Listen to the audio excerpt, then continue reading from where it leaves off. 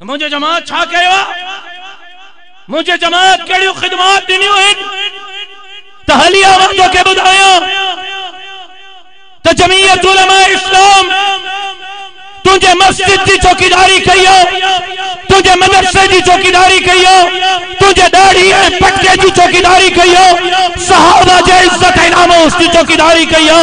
खत्म नबुव्वत की चौकीदारी कयो त तुझे न्याणी जे इज्जत की भी चौकीदारी कयो अजु जेकर तुझे धीउन जी इज्जत महफूज है त रब मोहम्मद जो कसम जमीयत उलमा इस्लाम नारे तकबीर खिदमत जमीयत उलमा इस्लाम नारे तकबीर। लेकिन इहो बुधाए त तू जमीयत के सिंध में छा ॾिनो आहे हिकड़ी सिंध में सिंध असेंबली में जमीयत उलमा इस्लाम जी सीट कोने 3 सीटूं तहरीक लबैक जो है घणियूं घणियूं हिक सीट जमात इस्लामी जी 13-14 सीटूं जीडीए जो है 13-14 सीटूं पीटीआई जो है 13-14 सीटूं एमक्यूएम जो है 100 सीटूं जरदारी जो है सिंध असेंबली में जवाब मौलवी को तो वठे छो पुट हाँ सिंध असेंबली मुझे मौलविन के हवाले कर मैं तोखे जवाब देने के लिए तैयार हाँ इक़्तिदार मुझे मौलविन के हवाले कर लेकिन पोइ भी पुछण चाहे तो मौलविन छा कियो त हलिया मां तोखे ॿुधायो कोरोना आयो जने माण्हू माण्हुनि जो मुंह न पा ॾिसण हथ सां न पिया मिलाइन सब भजी विया सरकारी अस्पतालुनि में रोडन ते ड्यूटी कंदड़ पुलिस वारन ताईं भी मानी कह पहुंचाई आलिमन पहुंचाई मौलविन पहुंचाई जेका बेरोजगार थिया उन्हनि के राशन उन्हनि जे दरवाजन ताईं मौलविन पहुंचाया हाणे सैलाब आयो मां वटि हिकड़ी यूसी कोन्हे हिकड़ी टाउन है हिकड़ी म्युनिसिपल है हिकड़े जिले जी चेयरमैन मां वटि कोन्हे हिकड़ो कुरान साम्हूं पियो हिकड़ो कट्टो मुखे न सिंध हुकूमत दिनो न विफाकी हुकूमत दिनो हिकड़ो कट्टो उनजे बावजूद न मां एमपी न मां एमएनए न मां मिनिस्टर मां भी तुझे भोतारण वांगुर घर में सुमी सका पियो ना रात जो 3 बजे ताईं मां 19 फुट पानी में बिठोस सजो दी रबड़ जे बेड़िन में हिकड़ो कंडो लगे को वण लगे वही बेड़ी 18 फुट पानी में बेड़ी रबड़ जे ते मां सजो दी गुजारियो छो पुछण चाहे तो मां छा कयो मुजी जमात छा कयो झोलियूं फैला चंदा इकट्ठा करे पिन्नी करे 23 जिलन जे 75 तालकन में अरबन रुपयन जी इमदाद जमीयत उलमा इस्लाम पहुंचाई ये खिदमत ना है तो खिदमत के सिंगत ही ना छा तुझे जजीरन जो केस कह विड़ियो तुझे बेटन जो केस कह विड़ियो सिंध खपाइंदे पादर खाइंदे जा नारा के हया बहरिया जुल्फकाराबाद मंसूबे के खिलाफ आवाज के उठारियो मजलूमन जी जंग के विड़ी तुझे इन कोट के में मंदिर में बाह लगी पहरे नहीं पहुंची करे बाह के विसाई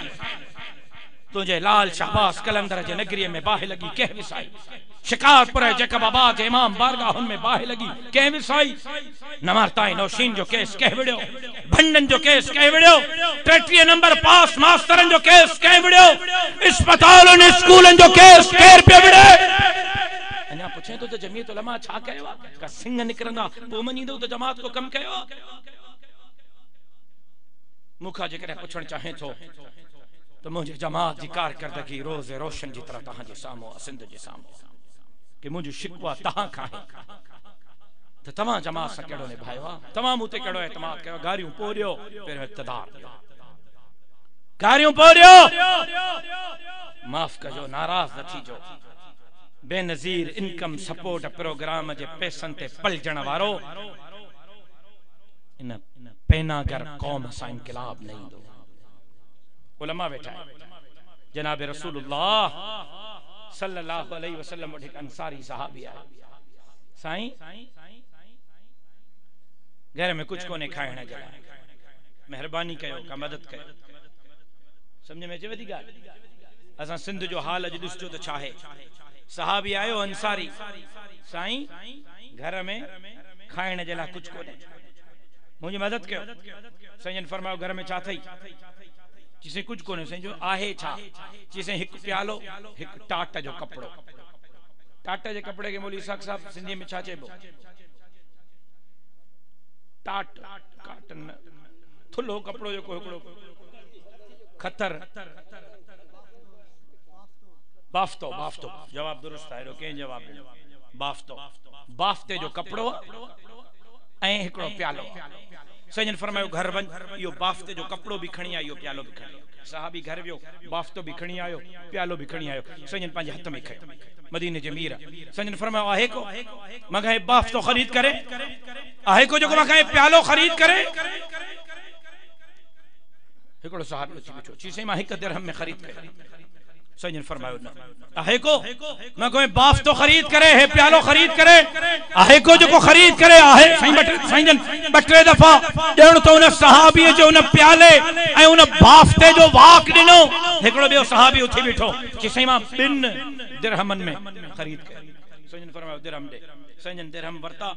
ऐं बाफ्तो ऐं प्यालो ने ॾिनो जो सवाल करण आयो हो साईं उनके फरमायो 1 दिरहम जो राशन वट घर रखिया 2 दिरहम मां कुहाड़ी वट मां ॾिखणी आ साहबी वयो राशन वठी घर रखिया 2 दिरहम मां कुहाड़ी वठी आयो साईं उन में गन पाण पंजन हथन मुबारकन सां विधो मदीने जे मीर पाण साईं उनके गन विधो कुहाड़ी में ऐं साईं फरमायो हाणे वन झंग में वनी काठियूं कर 15 ॾींहंनि खां पोइ मां मोहम्मद करीम वट वापस अची जाए वयो काठियूं कंदो रहियो 15 ॾींहंनि खां पोइ मोटी आयो साईं फरमायो ॾे हालावा चीसे रोज काठियूं कंदो हां रोज खपाईंदो हां 15 ॾींहंनि में 10 दिरहम कमाया थम घर फर्स्ट क्लास तो हले भलो घर तो हले तहां सॼो ॾींहुं वॾेरनि जे दरवाज़नि ते जुतियूं घसाईंदो नौकरियुनि जे लाइ ट्रांसफार्मरनि जे लाइ गिटियुनि जे लाइ नालियुनि जे लाइ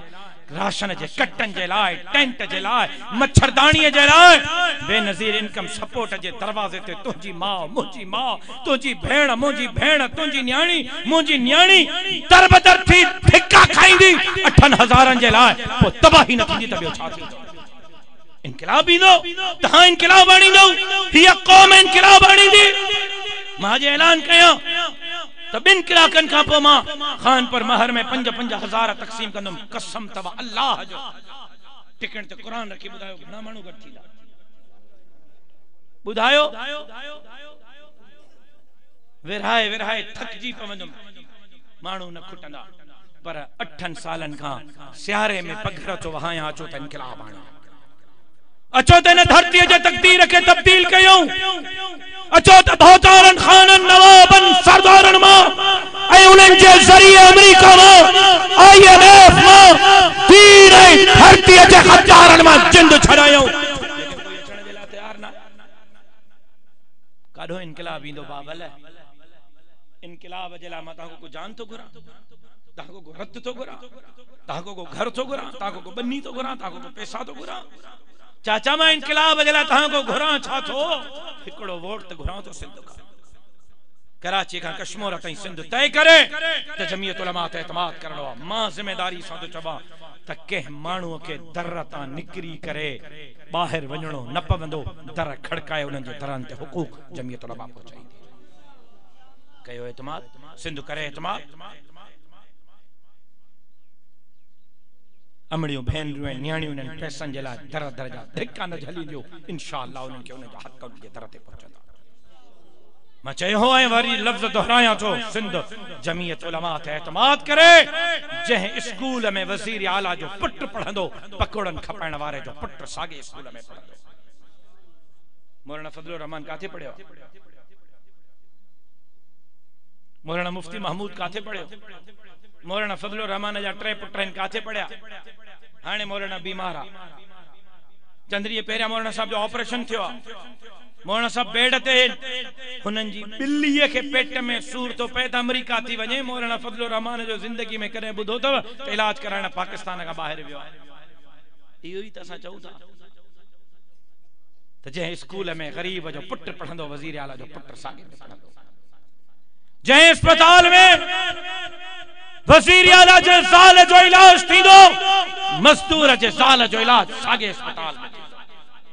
कयो एतमाद जमीयत उलमा धरती जे इंच इंच जी चौकीदारी कंदासीं 1 इंच के धारे के खपाए करे न ॾींदासीं ऐं जिन सिंध लुटी आ सिंध फुरी आ उन जा बिप फाड़े करे उहे लुटियल हक़ सिंध के वापस कंदासीं बाकी गारियों ॾियण आसान हिन बाबल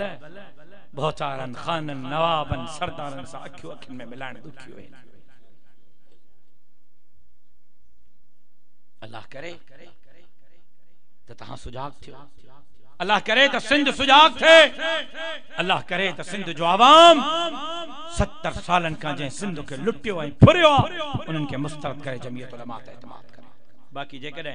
इन्हनि साॻियुनि खे तव्हां पार्लियामेंट मोकिलींदव त पोइ अदा असां ते कावड़ न कजो, पोइ मुल्क हलाइण जे लाइ असांखे इन्हनि सां ॻाल्हाइणो पवंदो, पोइ इन्हनि सां वेहणो पवंदो, पोइ इन्हनि सां हाल अहवाल करणो पवंदो। बाक़ी तव्हां इन्हनि खे पार्लियामेंट जो रस्तो खसियो, असांखे का ज़रूरत आहे इन्हनि सां वेहण जी, का ज़रूरत आहे इन्हनि सां ॻाल्हाइण जी। लिहाज़ा सिर्फ़ु हिकिड़ी गुज़ारिश,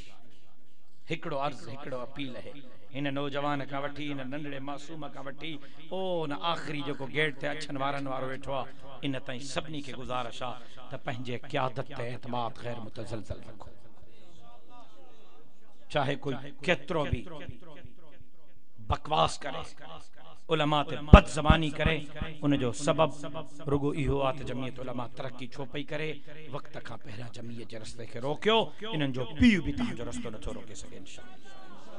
कामयाबी तव्हांजा कदम चुमंदी, कामयाबी मुंहिंजनि आलिमनि, मुंहिंजनि तालिबनि, मुंहिंजे उहिदेदारनि जा कदम चुमंदी, कामयाबी जमीयत उलमा इस्लाम जे हिननि फ़क़ीरनि जा कदम चुमंदी, ऐं इंशाअल्लाह हिन सिंध खे हिकु दफ़ो ॿीहर बाबुल इस्लाम ज़रूर बणाईंदासीं। ज़िंदगी बाक़ी, मुलाक़ात बाक़ी, वमा अलैना इल्लल बलाग। मौलाना इसहाक़ लगारी साहब खे गुज़ारिश है तो दुआ करें।